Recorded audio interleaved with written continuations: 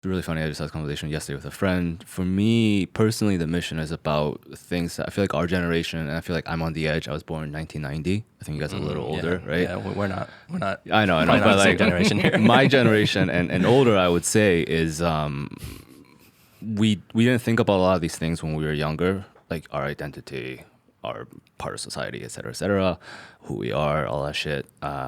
But I think now that we're older, we think about it. But a lot of us are already stuck in our ways and our jobs and families, whatever. Whereas I feel like with the younger people, they can still really make a difference.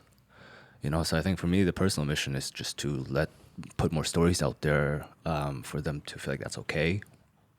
But is this really pertain like for like Asians, or is it? Yeah, just I mean, the way I see it is, there's this brand you guys, I'm sure you know, Fubu for us by us, Yeah, right? By Ninja Knows, and sure, we're not starting a clothing company, but I think the idea is the same.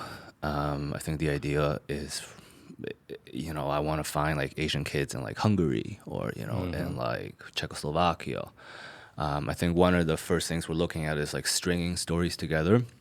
So hypothetically, one of the things is like, we talk about interracial dating a lot, right? But for example, if we string 3 stories together, something like Chicken Soup Noodle for the Soul. Do you guys remember those books?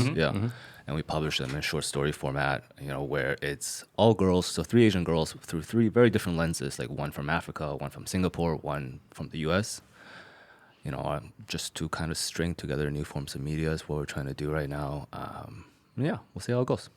I like it, man. I really like that idea. And I think there's definitely not only a market for it, but there's a need for it from where I stand. Like just to give young Asian people more of a voice.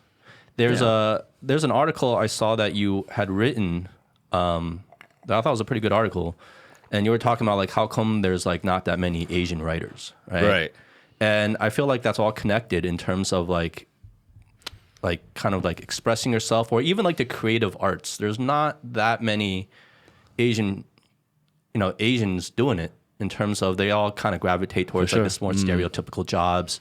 Hard sciences, like you said, like you know, mathematics or science or engineering and shit like that. Yeah.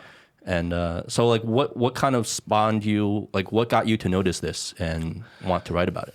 I do a lot of reading, but also I feel like, especially with recent events, there's been so much focus on like African Americans and their history and their culture, which is great. You know, there's the whole entire Me Too thing as well, which is also great. But it also makes you kind of reflect on other things. Like, I think we also as a society... It's like, hey, we're here too, right? Kind of thing. Yeah. And you know, when Andrew Yang happened, for me, it was really cool to kind of see the effects of this would have on younger kids and most importantly, their parents, right? Because I actually don't think the problem is with the kids, the problem is with the parents, right? So seeing Andrew Yang make some Asian parents go, you know what, maybe my son or daughter can go into politics and it'll be fine, right? So like, it doesn't necessarily need to go, in my opinion, from doctor to DJ. It can go from like doctor to hairdresser, right? Or doctor to fucking, you know, I don't know, chicken shop owner. Yeah, it doesn't have to go from one extreme to the other. Yeah, right? for sure. So I think our goal is to kind of just show different shades of Asian people, I guess. I think that's great. Yeah, and he's the first guest that ever brought up Andrew Yang. I used to always bring him up. Pro Yang, Huge fan. Fucking Yang Gang, bro. Huge fan. Yeah. Fucking Yang Gang. He's in there early, because he was on Joe Rogan very early in his campaign, right? And he made too much sense. That's a problem, right? Like what he said just made too much sense. And he's fucking Asian, so I mean, it's gonna be like let's call a spade, man. I mean, that definitely hurt his chances of actually being considered like a serious... So you don't think the U.S. is ready for an Asian president? Not right now, no. No? Look how big of a deal it was just to get their first like black president.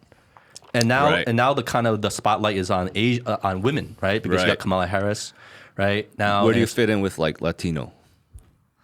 Like does it go black, woman? Like where's that? Yeah, Latino, Asian, or probably Latino before Asian would be. Okay. I would probably guess you would see a Latino president before you saw an Asian president in America. Yeah, I agree. Yeah.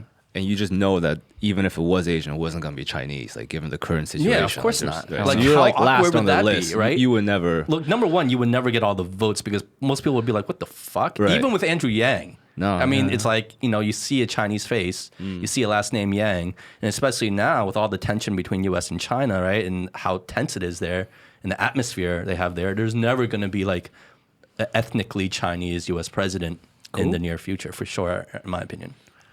Right? I think there might be. We'll see. Well, how long? How long do you guess? Before we die. So what, next 50 years? before we die, then next 10 years? We'll see. Depends how you live.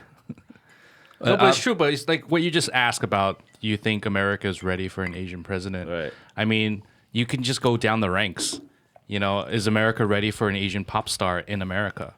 You know, like a Chinese, that's a good question. like a guy that's like a. Well, isn't like K-pop really popular there? Yeah, but that's for different reasons. different. Yeah. It's for sure. I different. agree with them. It's for I'm saying an different reasons. American. What's like, what's the reasons then? What are these reasons? Because K-pop's from Korea, right? And like it appeals to a certain type of audience.